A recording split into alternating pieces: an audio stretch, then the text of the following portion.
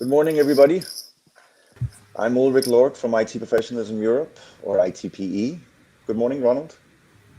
Good morning, Ulrich, and it's great to be here again with all these speakers in today's shows on a very dear topic to me, which is both ethics and AI. Let's say ethics and technology in general, and professionals working in this area. So, Ulrich, let's introduce the speakers. Sure. This webinar is on the ethical landscape of disruptive technology from design to implementation. And we're here to discuss the ethical practices related to digital innovation, mainly the role of companies and professionals who are developing new technologies in upholding shared values and common standards. We'll be joined by Stefan Kunkel, who is enterprise solutions architect, developer, and researcher, who is working on a new ethical standard framework that can serve as an application guide for establishing codes of ethics in companies. We also have David Krebs with us, who is chair of the IFIP Technical Committee on ICT and Society. David will be presenting IFIP's own code of ethics, which seeks to guide IT professional practice in a way that minimizes ethical mistakes and maximizes ethical opportunities. But first, we will zoom in on the future of AI professionals and hear from Valeria Mugianu, who is Senior Project Manager at Digital Europe. She's going to tell us about ARISA, or the Artificial Intelligence Skills Alliance, which is addressing one of the most impactful technologies on the way we work and live, and the growing need for various AI job roles and related training that Europe will need to stay competitive. This presentation is followed by a session for discussion. Before we start, Ronald, you might want to introduce our event platform for the people who are joining us live. Yeah, well, I'm glad to do so, Ulrich. And happy that we are all back together again in this ITPE live webinars series. This is one of the several series of webinars we already did with ITPE. And the event platform is really easy. It has a chat capability, and the chat is basically putting questions in LinkedIn or YouTube, and we will get them in the event platform, and we'll moderate them, obviously, and put them onto from the audience to the speakers. For the rest, I think just enjoy the show, start chatting, and start raising questions and getting these questions answered. And because that's the most important part, obviously, the interactivity we have with these shows. If you are later to the platform, joined later, no problem with that. You can obviously always have a recording and watch the recording back on YouTube or on LinkedIn Live. So with that, I would say, if I'm not forgetting anything, Ulrich, let's get the thing rolling. Super, thanks, Ronald. So we turn to you, Valeria, and the ARISA project. We will obviously be interested to hear any thoughts on professional ethics in developing AI talent. I know that the ESCO classifications ARISA has used these challenges related to privacy and bias and so on. But for sure, in all cases, this is a very important topic to follow for the tech community. So we look forward to your update. The floor is yours. Thank you, Ulrich. And first of all, thank you for inviting us to present ARISA. This is one of the very first time we have this opportunity. So again, thank you for ITPE to give us this chance to present this very new project.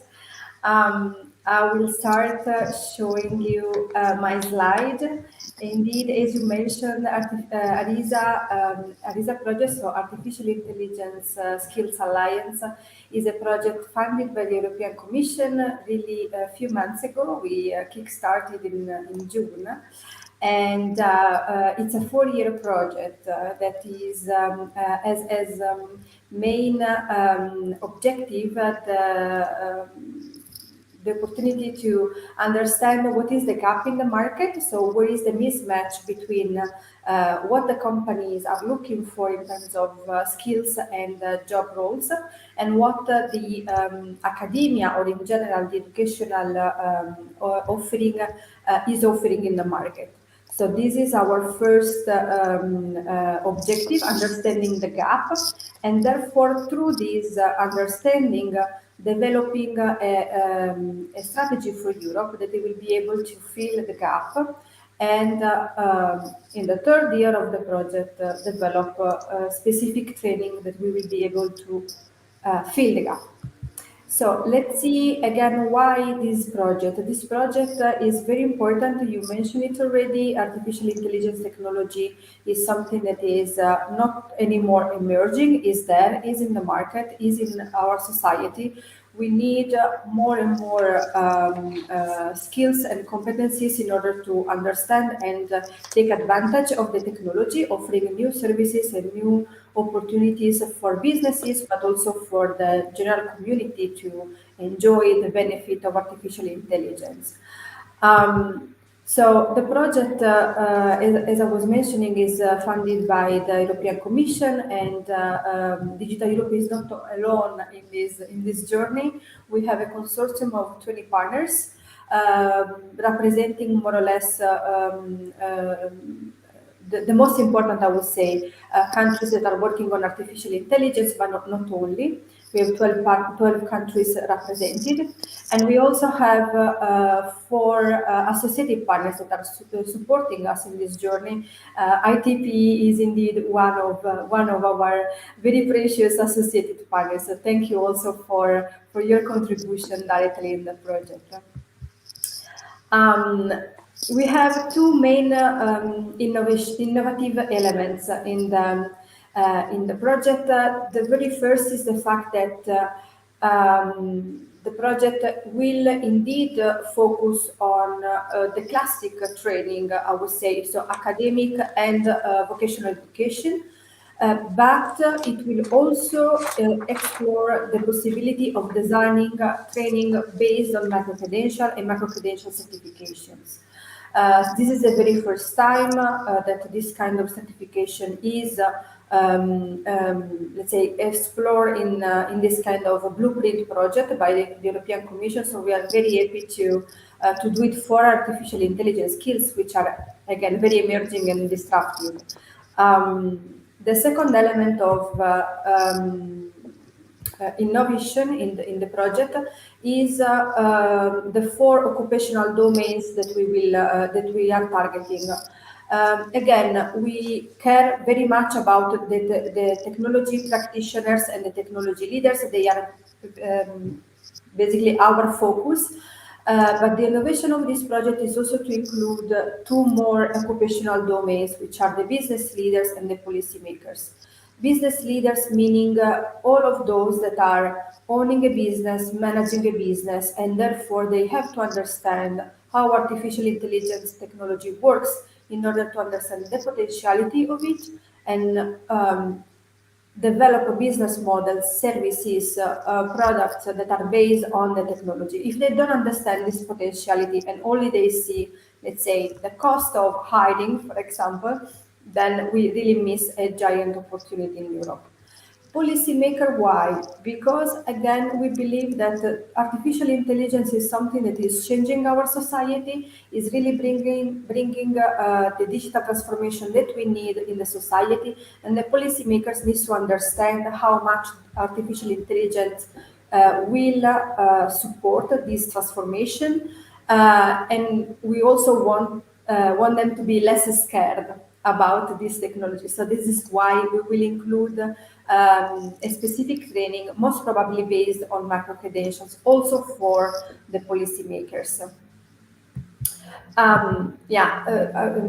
Last element, of course, all of these occupational domains and therefore the job profiles that we are targeting are going to be associated with the ESCO classification. We will see it in one moment.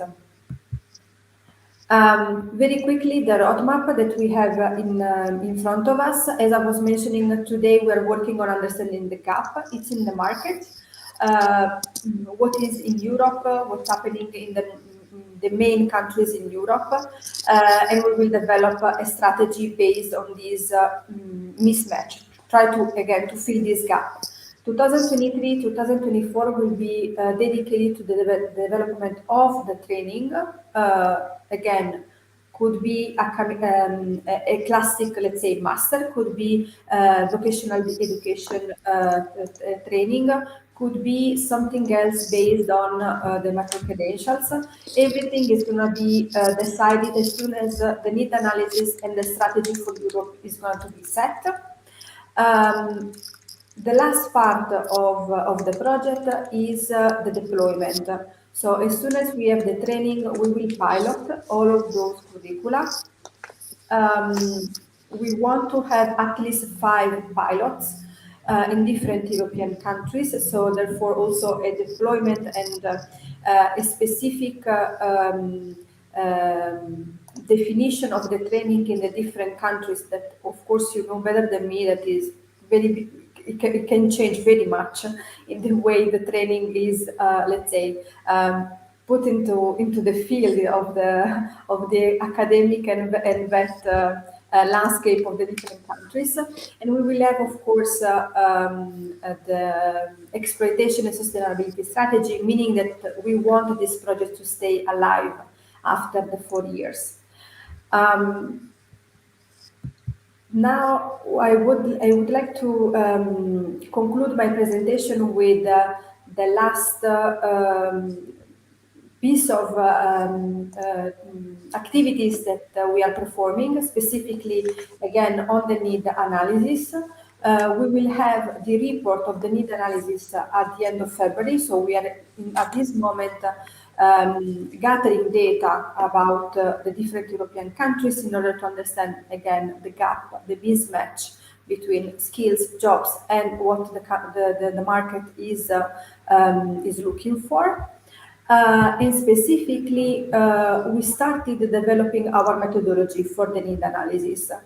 I hope the slide is visible for you, but I will just give you a couple of indication on how this scheme works. We have the 4 rows, the 4 occupational domains. So again, policymakers, business leaders, technology leaders, and technology practitioners. For each of these 4 roles, we have 2 columns, current roles and emerging roles. And the mapping that you are looking for, that you are looking on this at the screen, is our initial map. So we started trying to understand the market, what is there, what is current, and what we think is emerging. And through the data gathering that we are performing now, in the report, so at the end of February, we will be able to confirm or modify this mapping. You see also those small purple square with codes. Those are the ESCO association, so the classification in the ESCO that we believe is aligned with our mapping. When it comes to the topic of today, you will see that everything is about ethics, or as you can see from in the business leaders also, artificial intelligence ethics, or business translation, artificial intelligence quality assurance, artificial intelligence auditor, everything in this spectrum we considered as emerging. But again, in terms of job profiles, we are not in the position at this very moment to confirm that these are actually, let's say, both the labeling of the job role, but also if they are really emerging, or if they need a little bit more time, or if they are already in the market. We are at this moment in the step of understanding through the data collection these elements.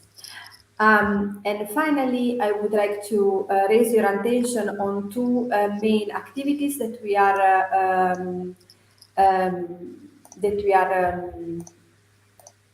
developing. The first is the collection of information from the industry sector through a survey. You see here the link to the survey.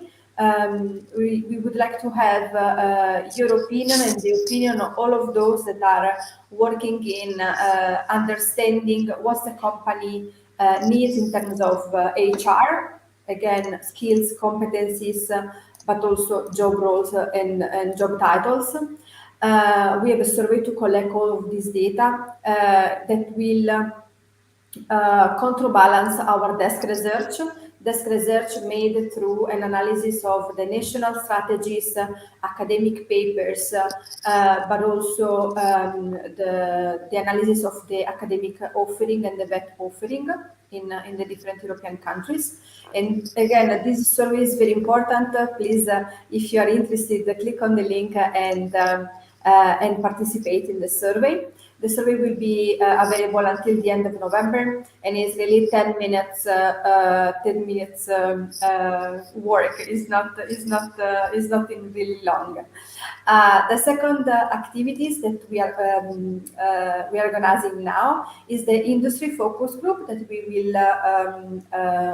will take place on the 24th of November at 9:30 Brussels time online. In this industry focus, we will gather something like 10, 15 industry actors that will be able to, together with us, to validate or not our findings due to our desk research again and the industry survey. In this focus group, what we want is to investigate exactly what are the concerns and what are the needs of the business sector, but also very much about what are the human resources and skills that these industry sectors feel they need but they don't find in the market, and how they think they would be able to or they would like to fill this gap. So please take a moment to click on the link, and if you're interested in participating in our industry focus group, get in touch with us. We are very much interested in collecting as many voices as possible. Thank you, everybody. Yeah, thank you, Valeria. And obviously, we will upload the link to the LinkedIn page of this event, so you can click on that link.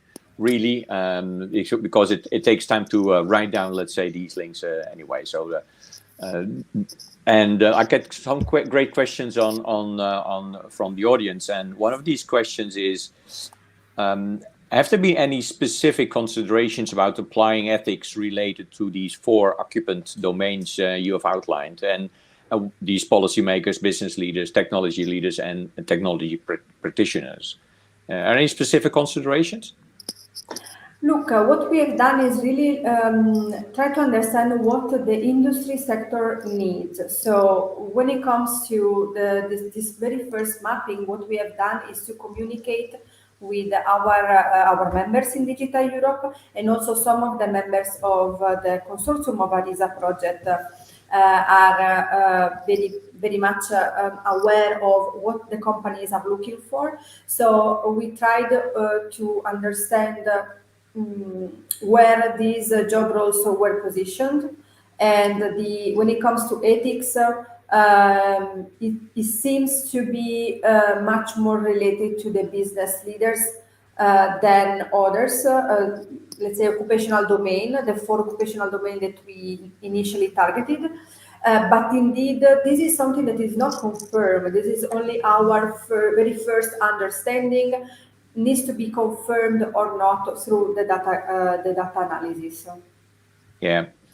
My personal experience on this topic is that what I see, there is an enormous lack of knowledge and even awareness, you could say, at the senior level of several companies. And AI specifically has been changing and developing and innovating the last couple of, let's say, months almost, you could say. But in a very high pace. So my personal experience is that they are so busy with lots of other things that they don't take the time to do this. And this is true for other technology-related subjects as well. Virtual reality is another example, extended reality, where I see the same, let's say, lack and the same gap. And especially because innovation of in the companies and the market is so high, this gap can only be bigger, I think, than smaller. Any other questions? Do you have some other questions, maybe Ulrich or some of the other panel members?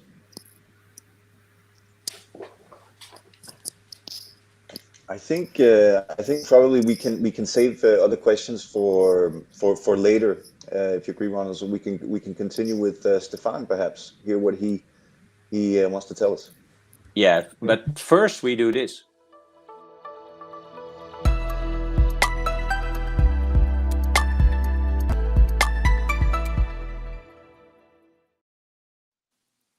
And now Stefan is on. Okay, thank you. After the ads. So I just shared my screen. Yeah, thank you. So I'm talking about the way from design to implementation a little bit. I was leading a project the last nearly 3 years now, for the development of a European professional ethics framework for the ICT professionals. So the main issue was how to raise this awareness for ethical issues, not only by the senior management, but also by the professionals. To start, disruptive technologies are not new. There are numerous of examples the last 200 years that have raised a variety of ethical issues. For example, when we go back 200 years to see the railway construction in North America and the displacement of the indigenous population, this was a disruptive technology. Everything was new and it has a big impact. And when we go back, not 200 years, but let's say 40 years, when the nuclear power industry came up and there were a lot of new power plants built, there was a question in the 80s, and this was very similar to the AI question we are talking about today. The question was, how much responsibility and decision-making must be with the stuff in the control room? So who is responsible if this thing is blowing up? And how can we prevent this? This was a very specific example. When we talk about AI, it's the same question, but in everybody's daily life today. So it's a different perspective, but not a different problem. So when we talk about AI, we are talking about things which we are focusing in every day in the development today. So it's the hype topic for the moment. And when we talk about landscape, I always love this landscape idea. So when we talk about a landscape and we have a look at a landscape, there are different areas. So when we look at the black topics, there's a management island, there's a business rules valley, there's a code of conduct county, and the plains of law. All of this is well defined, and we know this. And then there are disruptive mountains and the path of innovation in some terra incognita. So some new lands nobody have reached before. And it's very much the same when we go back to the railway building in North America. It was a terra incognita, but it was not empty. And there were people living. So when we see this side, we already know there are laws, there are code of conduct, there are business rules, business plans, everything is well defined. And for me as a professional, as an IT professional, I can ask someone else. I can ask a lawyer in my company or the senior management or the people who are responsible for the code of conduct, how should I behave? But when it comes to this terra incognita, the question is, how do we act there? What is right? What is wrong? What is bad? What is good? And to hope that just the senior management will solve this is, not in my mind. It's not the solution. The solution is to raise the awareness and the possibilities of every IT professionals. There's a picture I like, and I use it every time. It's from a friend of mine here in Frankfurt. He made this picture for a book, and this is a picture of ASICs on the train. And there are 3 different roles ASICs can play in this picture. It's ASICs behind the train. This is what we faced in the past most times. ASICs on the train, or sometimes someone is coming and kicking off the people which are on the train when we look at Twitter the last week. So, and ASICs on the engine. And I think ASICs on the engine is the most interesting part. So just to explain it, ASICs behind the train means assessing consequences, avoiding conflicts, evaluate the consequences. This is what normally is in medical area where these ASIC committees are talking about, is it allowed to do this or that or something like this. But it's always after the problem already arose. ASICs on the train means, being able to recognize developments, to act, participate, and create, set and structure priorities or be involved. This means having an ASICs committee or board in the company. So having people which are looking at these ethical issues, giving advice, talking about this, and trying to push the senior management in the right direction. And ASICs on the engine means everyone, every IT professional is able to handle or to detect and handle ethical issues. So what the advantages are, we are now combining ideas and visions. We get involved and inspired. We make it a subject of discussion in every meeting where IT professionals meet, and especially when we look at this agile methods today, when talking about tasks and the next version of our software, always be able to talk about probably uprising ethical issues, and to place it in the right order, to say, okay, it's now coming up, this issue, and we have to talk now and not in a committee or a board next year, next month, any time else. So the implementation, and this was what inspired our work when we developed this ethical framework. It's very sure that ethics become crucial when we enter unknown territory. This is the same with AI or big data or nuclear power plants or building a railway through a continent. But in my opinion, and this is what I say for, ethics provides a tool to relate the social issues and the individual values of the professionals to the development process and business models of organizations. So there are tools in ethics to how to find ways to detect what is good or what is bad, and how to talk about this.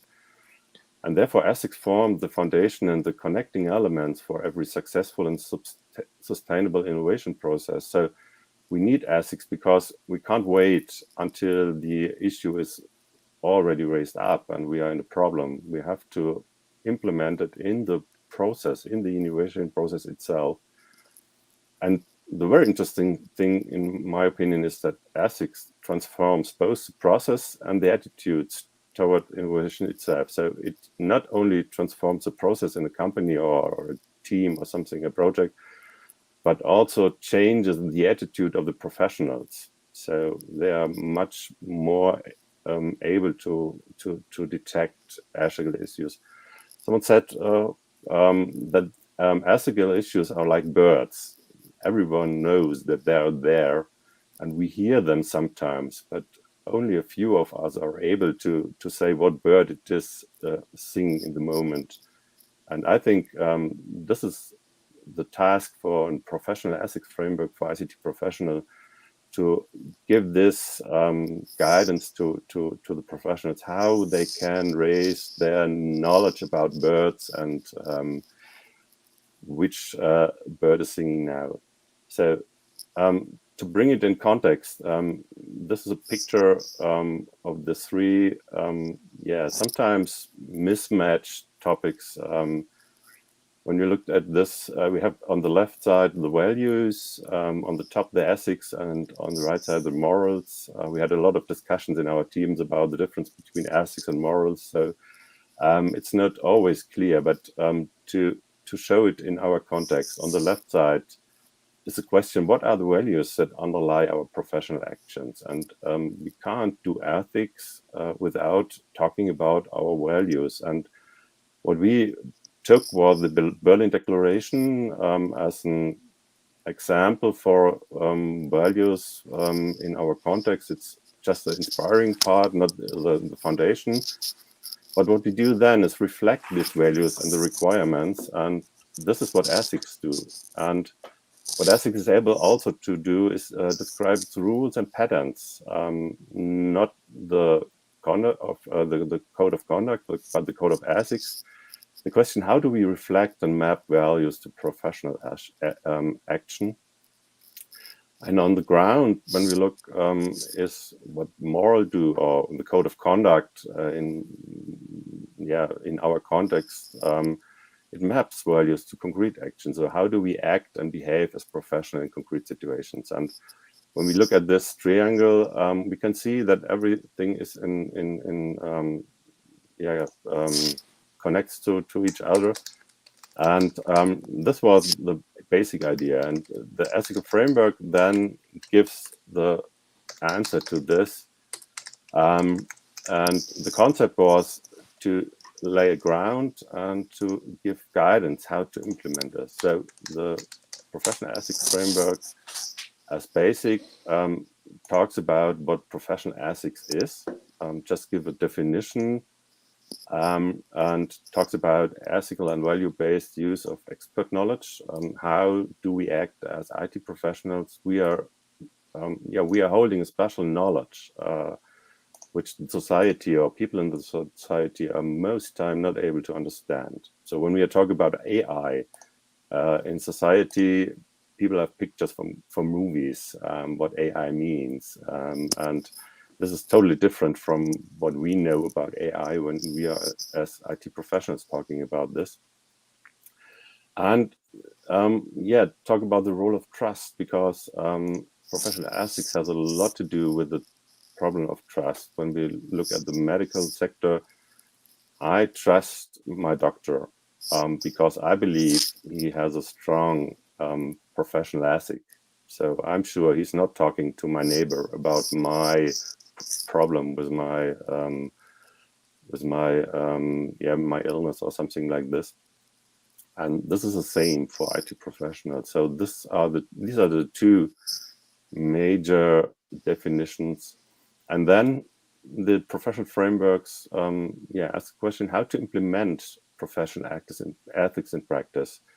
And this has different dimensions. It's on the personal side. So for me as an IT professional, it's on the team or project side, how to implement it in a team or project when we are developing. And it's on the company side, how the company can make it possible to give structures and guidelines and something like this. And therefore, the framework gives relevant terms and definitions and a structure and a language of the framework to implement it. And there are a lot of case studies and toolbox in there. So it's not like under other standards where just a definition is given and you have to transfer it to your business or your tasks. So there are case studies in there, and a part where just tools are just listed. What inspired our framework? The foundation and the perspective. It's based on European values. So the Berlin Declaration of Digital Society and Value-Based Digital Government is one example. I hope that there will come more in future in this kind of structure and yeah, shortness to say. So it's easy to read, easy to understand, not 250 pages to read and understand. We took the international perspective. So the IFIP code, David, was one of the thing we discussed a lot, and we had a workshops with Dan Godderban about this. So to see what is the international perspective of a code of ethics and professional conduct. And we looked at ICT ethical knowledge items. So already in the e-competence framework, there are knowledge items about ethical issues or ethical topics. And what does these values mean to ICT professionals? So how this always a special role or something like this to be an AI expert or an AI ethics expert or an ethics expert, or is it part of every role as a competence? So we take a look at this. Just to show it here again. I don't know if everyone knows the Berlin Declaration, but it's just 7 points, and you can see here equality and respect, social participation and digital inclusion, empowerment and digital literacy, trust and security in digital government interactions, or general in digital services. Digital sovereignty and interoperability, human-centered systems and innovative technologies in the public sector, and a resilient and sustainable digital society. So these are just basic values where we can work on. And so the framework consists on the technical view 5 elements. There's an introduction with the definitions, the history, the theory, and relations. And there's a small part in front. You can skip this part when reading this framework the first time. You don't need it to use some of the tools or case studies. It's a definition part, and people who like to go deeper can start here. But you can skip this. And then the second element is the individual view, so the principles, competences, and knowledge. So what are competences or knowledge items that are useful for me as an IT professional? The third element is the organizational view, the context, the culture, and the leadership. So how can we implement ethics in a company? And it's just more than writing a code of ethics beside the code of conduct. It's a question of culture, it's a question of leadership, and it's a question of setting the right context to giving ICT professionals the chance to be aware of ethical issues, to talk about them, and so on. And then there's the implementation part or element with the case studies, with guidelines and procedures. And I think it's more than 30% of the pages, or I think I didn't count it, so I have to do it. It's a major part because this is what can happen, and it's not to use all of this. We had a lot of questions. Oh, it's so much, and how can I do it? And it's too big task for a small company to implement this. No, these are just examples, and you can start with just one element, because one element is changing culture, is changing leadership, and then you can go to the next. So you don't need an ethical advisory board in your company to start with. You can start with just a workshop format to talk about ethical issues with the IT professionals. And then there's an element, the fifth element is about mentoring, so about education, training, assessment, and professional roles. This is a connection to the e-competence framework, and the element there where you can have a book of knowledge and education and training part and so on. So how can we raise the awareness and the ability of ICT professionals to handle ethical issues. And therefore, coming back to this picture, I think the goal must be that ethics is always on the engine. So when we are developing new things, developers and teams are able to detect ethical issues, to talk about them, to be able to find solutions, or if they don't find a short solution, to talk to some specialists, which can then give them advice and help them to go through this. And it's a story I told a few times. It was after the financial crisis in the banking. They tried to raise the ethical level in their companies, and it didn't help anything, because the main problem was that the project team leader and the IT professionals developing new software thought they could be the next who triggers a nearly same problem as it was before, with this financial constructs of handling, dealing with indexes of not existing products. So the development pace was very, very low in the bank, because everyone feared to make a mistake.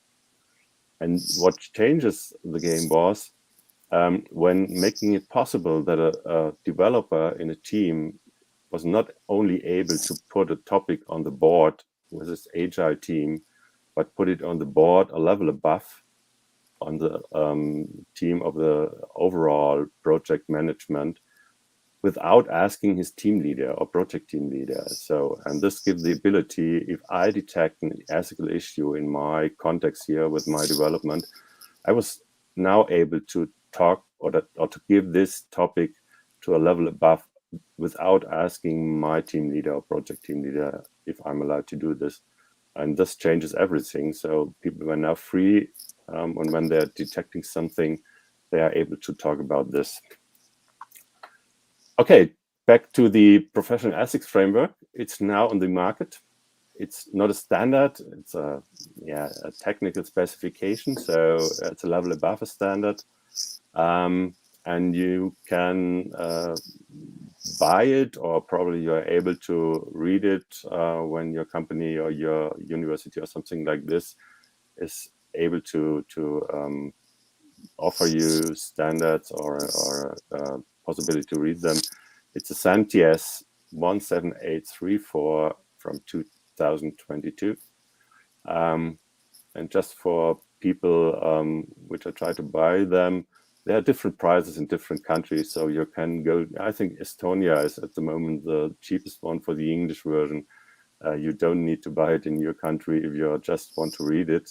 It's different for companies, because this is always a question of laws in your country to have the right standards in your company available in the right, from the right source. But this was my introduction of the professional ethics framework, what inspired us, and how the context is inside this disruptive technology landscape. Thank you very much. Thank you, Stefan, for his great presentation on this ever-changing topic. I think the comparisons are great, and at the same time, they suffered in a way from another speed of innovation than in this typical example of AI. So we better be stepping fast to the next level of the power channel in a company, instead of waiting too long, because the impact is huge and the speed is high as well. So on that remark, I want to introduce David. Ulrich, do you want to introduce David, just to spice up the stuff a bit? Well, no, I'd be happy to. But I just need to intervene for a second, because we're getting some reports that the comment function is not completely clear for participants. Ronald, would you mind just running through how people can comment with any of their questions? Yeah, you can just put the question in at the LinkedIn. So if I'm on the LinkedIn live stream, I just add the comment there, and it will be popping up similar to what we showed here. This is a comment placed by ITB itself, but this could be any attendee of the live stream. Okay. But so if the people reaching out to me have any more issues, please let me know, and Yeah, we'll look into it. and otherwise, if you have them, Ulrich, we can just use the internal chat of the platform to put them forward, and I will just read them out loud and point them to the right speaker. Definitely. So on that, David, you're on. All.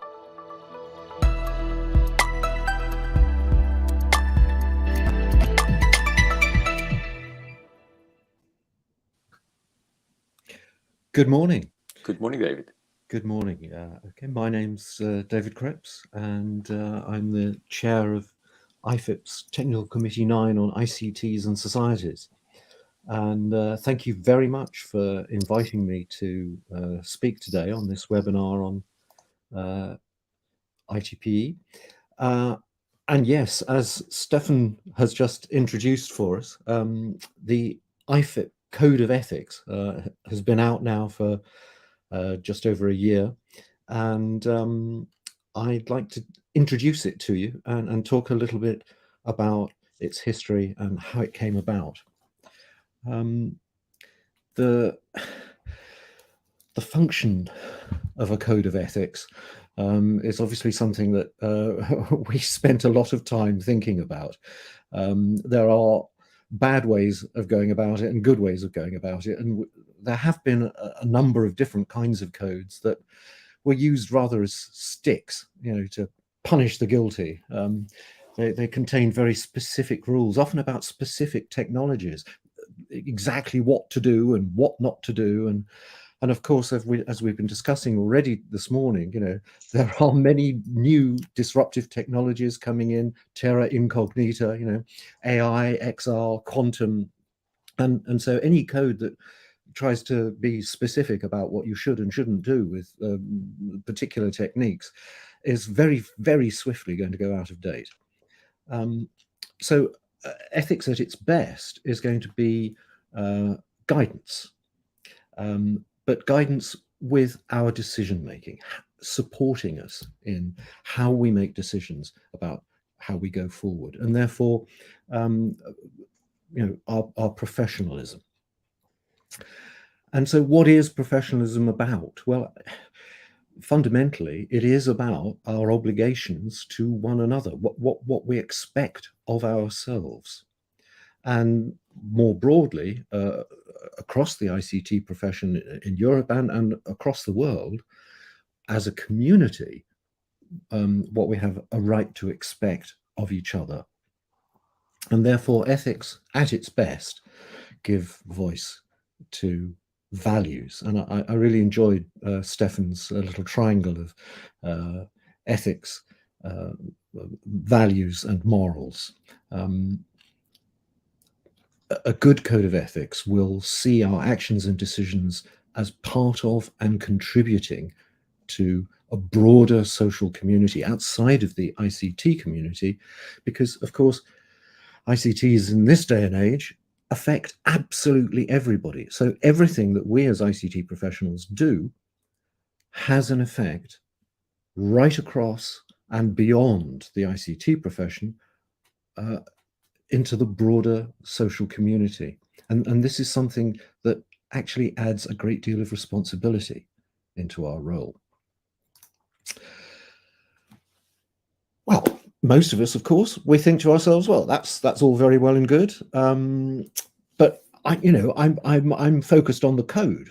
I must have a semicolon right there, or the whole thing's going to fall down. And so we get distracted by the sheer complexity of it all, and we focus on the screen and on the keyboard, and we get on with it. And we think, well, we fall prey to what is sometimes described as the fatal premise. I know ethics. I'm an ethical person. I'm a good person. Evil's done by evil people, and I'm not an evil person, therefore I can't do evil. I don't need to worry about the ethics. Let me get on with the real work and get that semicolon in the right place. Of course, you know, the trouble is that we are engaged and involved in things that are sometimes very, very consequential, and we can get lost in the specifics and complexity of what we're doing and not realize the wider implications. But so a code becomes useful to help us to mitigate possible ethical mistakes, and of course to notice potential positive opportunities that we might help create. As Stefan mentioned, you know, in the agile discussion first thing in the morning, we can pipe up and say, well, we could do this. And so we end up with a code. Now, IFIP, for anybody who doesn't know, the International Federation for Information Processing, the members of IFIP are the national computing societies around the world, you know, from the British Computer Society at one end of the planet to the Australian Computer Society at the other, the Japanese Society, the Finnish Society, countries in Africa like Nigeria, across in South America like Costa Rica, in South Asia, Sri Lanka, and so on, countries all over the world, members of IFIP. And we also have members at large, like the ACM, who are very active, engaged in the business of IFIP. And IFIP has a number of technical committees, each with a range of different working groups, and there are thousands of academics and practitioners gathering together in conferences and workshops and making publications. So IFIP decided it needed a code of ethics back in the 80s. My predecessor, Harold Sackman, as chair of TC9 back in 1988, began the project. And it was the late, great Jacques Boller, who chaired the working group 9.2 on social accountability, who led that project through the early 90s. They undertook and published a study on all the existing codes. You know, what is a code of ethics? How do you go about it?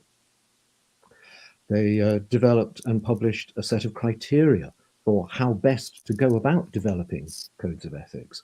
And Don Gotterbahn was a leading member of Working Group 9.2, working with Jacques for many, many years.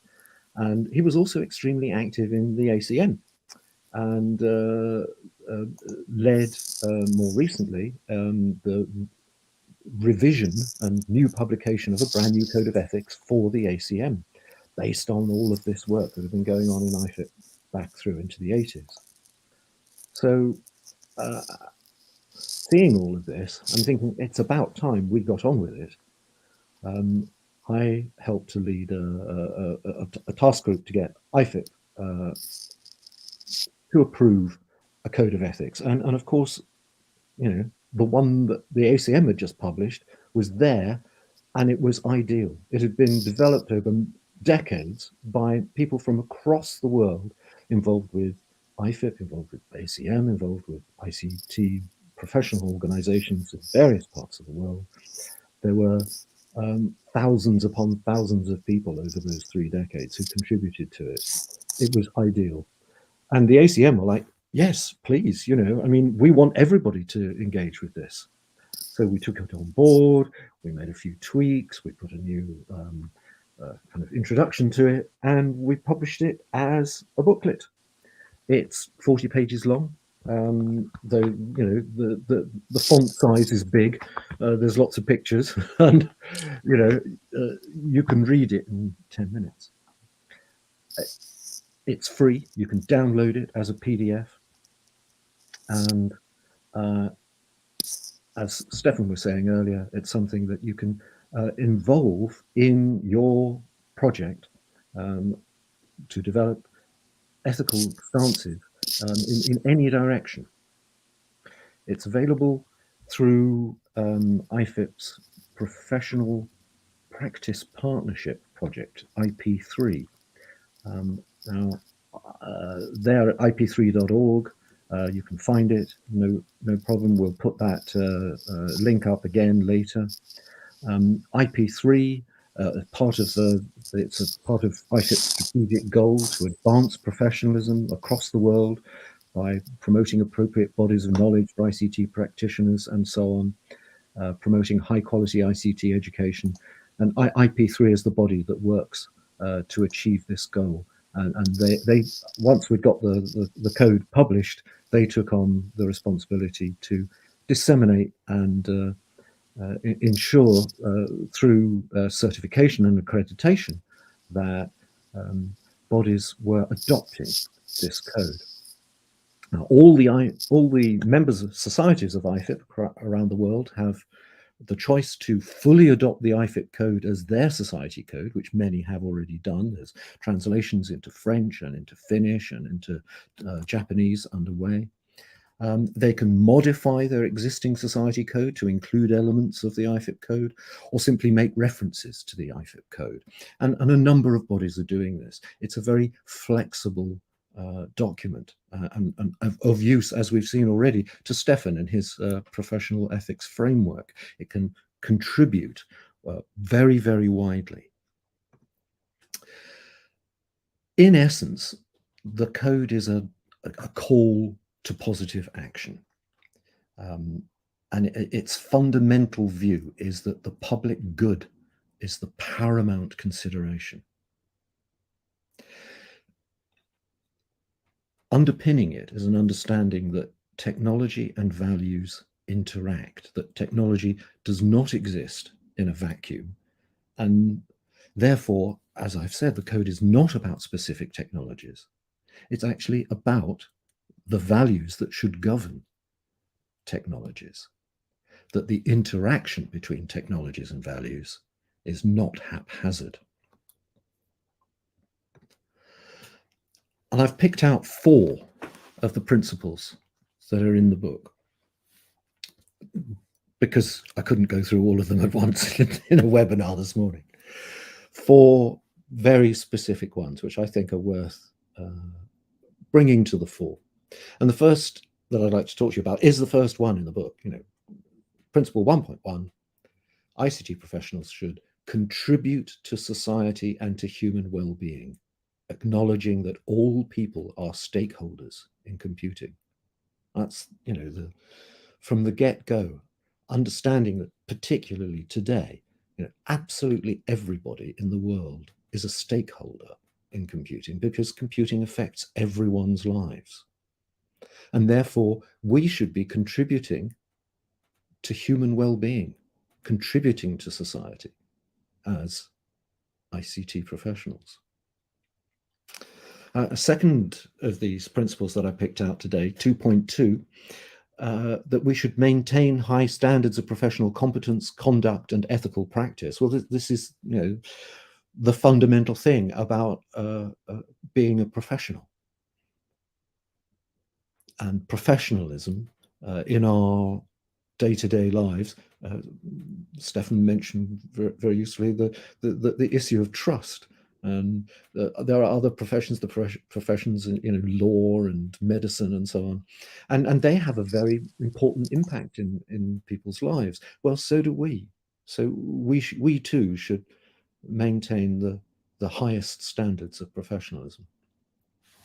A third one I picked out, principle 3.1, we should ensure that the public good is the central concern during all professional computing work. So there, again, that paramount consideration of the public good. It's much more powerful than some of the more traditional ethical stances of do no harm. It's much more proactive. We should ensure that the public good is the central concern during all of our professional computing work. And lastly, out of these 4, 3.7, we should recognize and take special care of systems that become integrated into the infrastructure of society. And how many of those systems are there now? Particularly, the amount of the way that platforms work. It's very, very important for people who have really nothing to do with the computers in their lives beyond the phone in their hands, who are nonetheless completely dependent on the systems that we take part in creating, maintaining, and upgrading.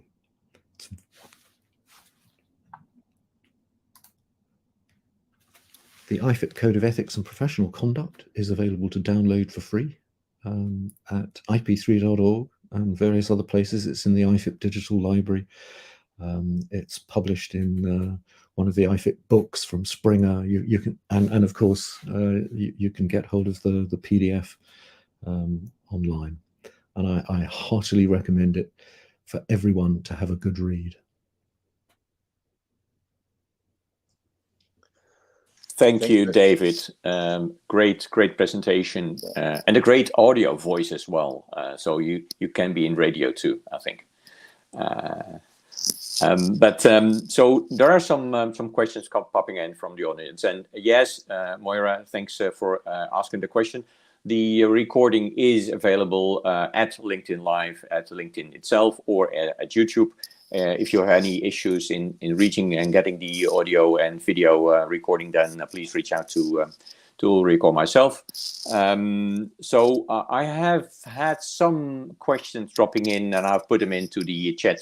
So I will open the discussion, let's say, with all of us, with maybe this question, this first question, and as computing is more and more done by AI. Who is the steward in providing safeguard and guardrails? Because we are not in control anymore. And you see then all of the issues already happening with AI-generated visuals. Who is the owner of the visual? Is that the AI engine, the company behind the engine and the model? Or is this the creator who put in some words into the machine that created the visual? And maybe I would ask Valeria her opinion on this question, let's say.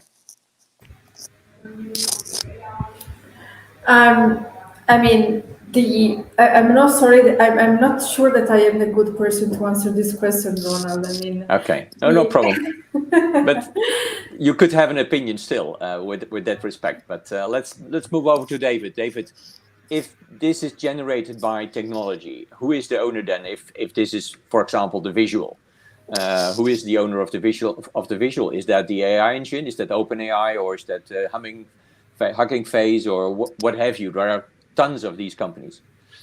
Thank you. Yes, very much the question of the moment. I've got a couple of thoughts on this, and in this particular instance, interestingly, I think we can take a little bit of a lead from the legal profession, specifically with regard to self-driving cars. Now, I think every year for the past 10 years, Elon Musk has been telling us that self-driving cars are coming next year. And to a certain extent, you know, the technology has been ironed out, but placing those technologies in the real context of our streets and our villages and towns, and it has proven impossible on a legal basis, and therefore self-driving cars are still not happening. We might get a few sort of like streams of trucks on the motorways that look a bit like trains, actually, but getting self-driving cars driving around in towns and cities doesn't look like it's ever really going to happen. And it's not so much the technology as the legal framework that is preventing it. Who is ultimately responsible? Well, as far as I can understand it, in most cases, it is the manufacturer. Yeah. What happens with two cars, both autonomous driving, create an accident? Is this the last updated version of the one system or the other car? I think in the visual example I raised as a question is actually taken care of, and it was taken care of in, let's say, an amount of 2 or 3 weeks. Firstly, it was the ownership of the model was the owner of the IP of the generated picture. And then in a matter of 2-3 weeks, it flipped around, and it was the creator who put in the prompt stream, which created the picture, was the owner of the visual. And so it's really disrupting a lot of classical systems like Getty and all of the creating of visuals. So Stefan, what's your opinion on this same question and thoughts? Yeah, coming back to the self-driving car, something like this, we can step from the ethical issue, and when we look the view of the society, the question is not just who's responsible or something like this. I always say, okay, when it's the question, should I kill the woman with a little baby or the old woman, when I am in this kind of decision problem, and how should the AI react? I always say it doesn't matter to me if this software is a well-designed AI software or it's just dicing. The problem is we should never come in such a problem. We always face them in real world and we can't handle them.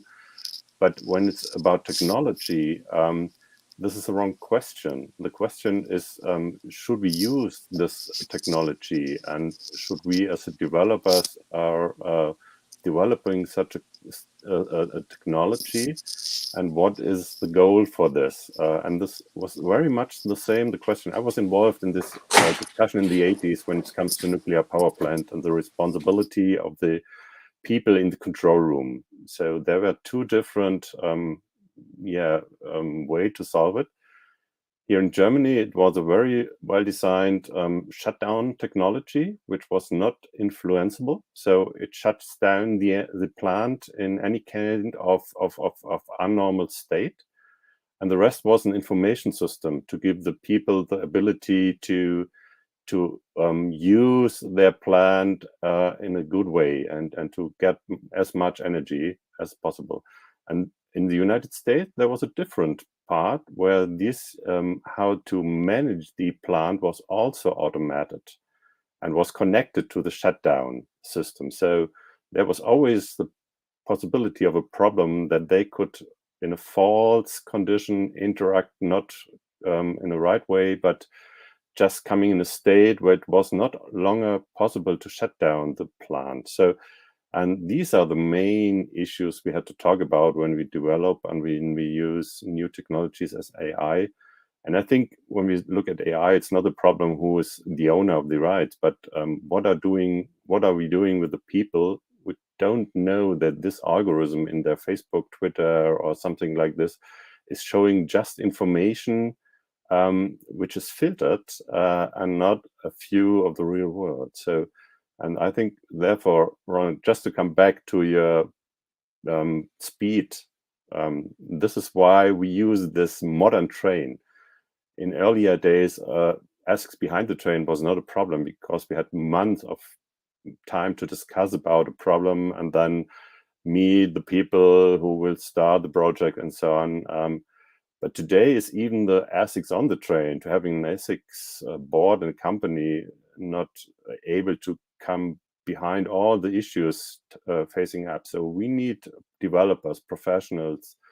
And this is why I, also very fine with your approach, David, which are able to handle this and to able to talk about this and communicate this. Even if they are not able to solve the problem, but they must know that there are birds singing and which bird is singing when they're hearing one, and are able to talk about this. So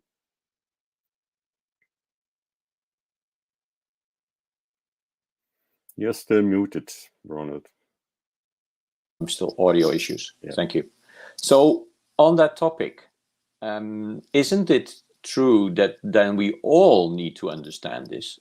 And all of you hinted on this more or less already, but is this not part of digital literacy? Shouldn't we all understand this? Because if you're using Snapchat or you're using AI a lot of time already, even and when you were not aware as just an end user, not necessarily as an IT professional.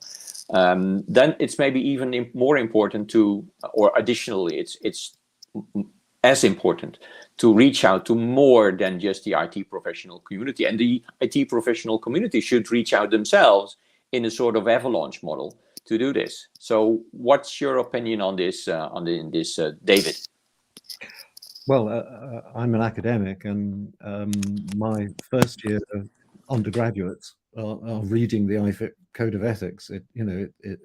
We have lectures on it, and it's absolutely essential. And that I might note, alongside the UN Sustainable Development Goals as well, and they're doing business information systems ostensibly, but actually ethics and sustainability are a core part of the curriculum today. And I think that's absolutely essential right across the board. If I may jump on this, I would say that indeed our work would be understand in which way ethics will be integrated in the different curriculum, in the sense that we could have indeed part of it in the business leader training curricula, but also much more extended in the technical practitioners or the technical leaders. So it really depends on how the curricula is built and how much this is impacting on the job role that we are developing through those specific training courses. Is not a nuance to understand ethics and the different level of, let's say, how much you need to go deep in order to perform well your work. As you were mentioning before, jobs are so much changing that we all know to understand ethics in different nuances. I would say also policymakers should be very much aware of this. This is why there is a project is there, and we are in the process of understanding these different level and nuances. Thank you, Valeria. Stefan, could you reflect on the same subject, or maybe build on what Valeria said? Yeah. So I think the question of ethics today is mainly also a topic for the wider society, because when we go back, there were instances who defined what was good or bad. It was a church, it was the legislation, or even a king or someone else. So we are now in a phase in the postmodern time where everyone has a problem to find a way to decide what is good or what is bad. And this empowers the problem or raises up the problem when we look at Facebook or something like this, where we follow strange people who might be able to say what is good or bad, and we don't even recognize that this is only a small part of the real world. And the second thing, especially to AI, and this is a question here which you put in here, the problem of bias, or the white male Western. I think the problem today is we focus too much on AI because it has some different names before. It was fuzzy logic or filter algorithms or something like this. The basic problem is software. Every system which makes it easier to use technology, and even if you go to an elevator and press a button and going up is something who make it easier for you to switch from a level to a different one. Give the problem that there's something hidden behind. There's a technology hidden behind which is not visible to me as a user. When we look at anti-blocking systems in cars, a lot of people swore that they are able to brake faster than the system, and no one today will say that this is a bad system using anti-blocking system. So, but there's always something hidden behind, and it's very difficult for us as users to detect what it is, what is hidden behind. And it could be a technology, it could be a machine, or it could be an algorithm, or it could be AI. But AI in the speed, and this is a problem today, Ronald, and I'm with you. The problem is the speed today. We are developing new algorithms with AI, and even the developers sometimes didn't know very well what is hidden behind, because it's mathematics and it's not easy mathematics. So I met a lot of people using AI and developing in AI, which are not able to tell me what they are doing because they don't understand the mathematics behind. So I think this is a problem today, and therefore we need professionals which are able to handle this and which are able to communicate about this. And this was the main idea, even for the framework we developed. So. Yeah, thank you, Stefan. And being involved in AI the last couple of, let's say, months, year, I'm completely in the bubble of AI, almost you could say, as I'm in the bubble of VR and AR, and I feel the speed almost physically.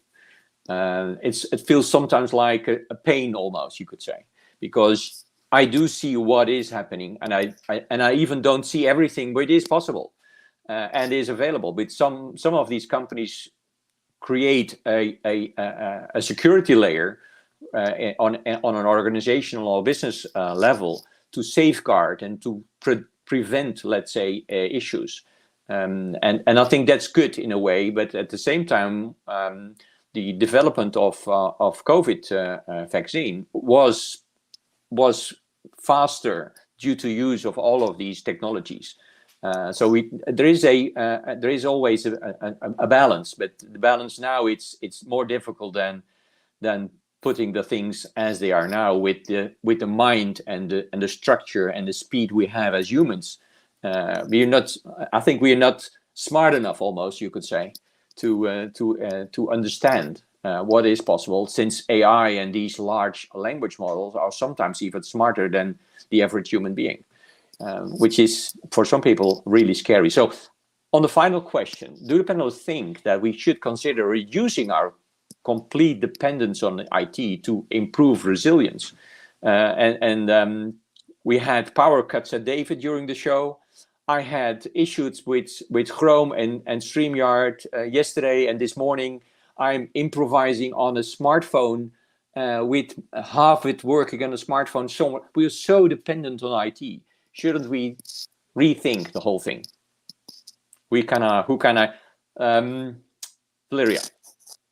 could you relate to that? Again, this is also something that we are addressing very much on the ERISA project. We want to upskill and reskill people. We want to upskill and reskill the workforce to make sure that nobody is left behind. We want to indeed specifically target those job profiles that we know that through artificial intelligence they will lose, or their job will very much change, so that they can be reintegrated in society, in the workforce, in the work market very fast, the job market very fast. I don't believe that necessarily new technology like disruptive technology like artificial intelligence will left people behind if we are good enough in training them. Indeed, again, ARISA is one step on this direction. The European Commission is doing very much, is proposing a lot of different initiatives. 2023 is going to be the year for the European Commission on digital skills. This is a new thing. There is also much more attention on what the single countries are doing when it comes to developing new strategies to address the digital transformation of our societies. And first and foremost, this needs to pass by training people, making them understand the technology, but also making them able to use the technology. both for private, customer kind of use, but also as a tool, as a competence, as a skill for the job market. This is really something that we cannot forget, and this is why Digital Europe is since many years working on digital skills on different levels, and Arisa is one of the examples. Great, thanks, Valeria. David, could you reflect on this briefly as well? Thank you. Yes. Well, yes, digital by default certainly means some people will be excluded. I think this is, my 90-year-old mother is always on the phone. Fortunately, she knows how to use FaceTime, asking me about the messages that keep coming up on her iPad. You have no space left on your iCloud. Isn't this about security? This backup? She's terrified. And it's just, it's such a painful thing that so much of my time with my poor old mother is spent giving her IT advice, because there are so many messages scaring her. Yeah. And yeah, resilience is something, it's happening in all sectors, from inshoring and friend-shoring our supply chains, to the fears over how AI might be hacked in critical infrastructure. Dams opened and whole valleys flooded. There is a real issue, I think, with giving over too much control to ICTs. Yeah. Stefan, what's your from the nuclear plant on the dam to maybe another dystopian example?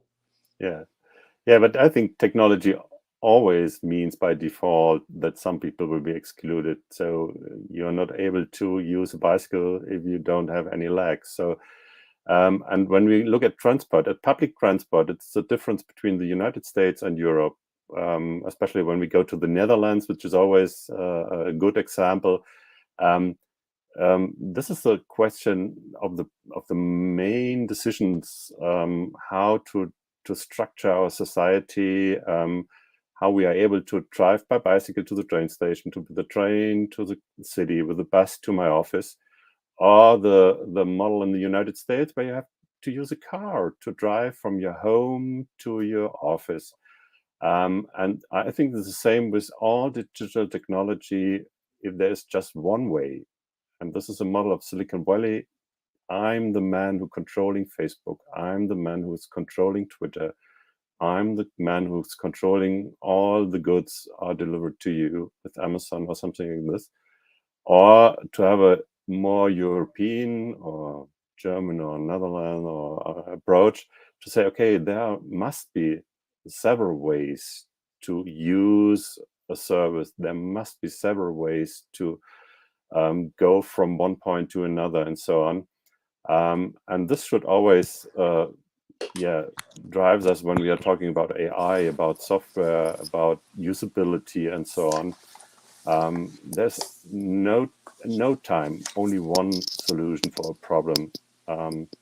There are always, when we go to technology, there are always several solutions, and they had to exist, all to give the society the ability to live together and to have a good life, and so on.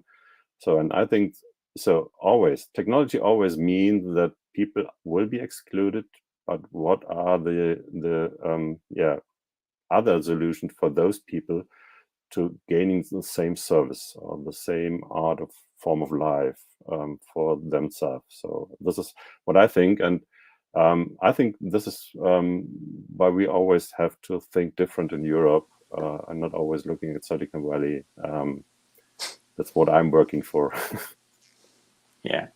So if we are sustainable, then we are resilient as well.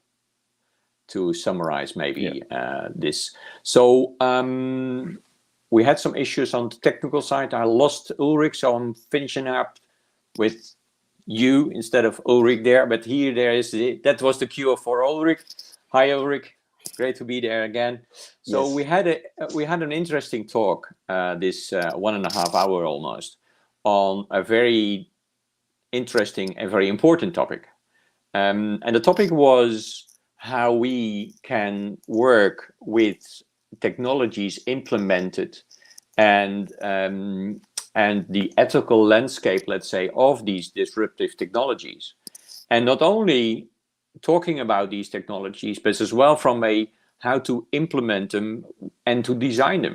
I think all of the speakers today reached all of these topics and touched on all of these topics in more or less way, dependent on their angle or their perspective.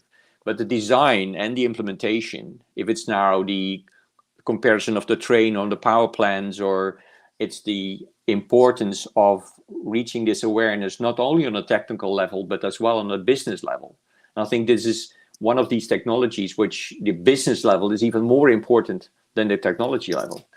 We maybe need to put some brakes on the technology level and put some pedal to the metal on the on the business level. And with that, I would like to thank the audience, but more specifically the speakers of today, Valeria, Stefan, and David. Ulrich, some final thoughts and words? Definitely, also from my side, I appreciate it a lot. I think we had a great discussion, and I look forward to sticking some things together, some bits and pieces that people can watch separately. Of course, the full event will also be available online and circulated. We'll be sure to pass around all the links mentioned shortly after the event. And on the 5th of December, we will be back with another webinar on the road to smart cities and digital sustainability, speaking of sustainability. So we hope to see as many of you as possible there as well. 5 December at 10 CET as well. But thank you very much from my side as well. Thanks for the great conversation.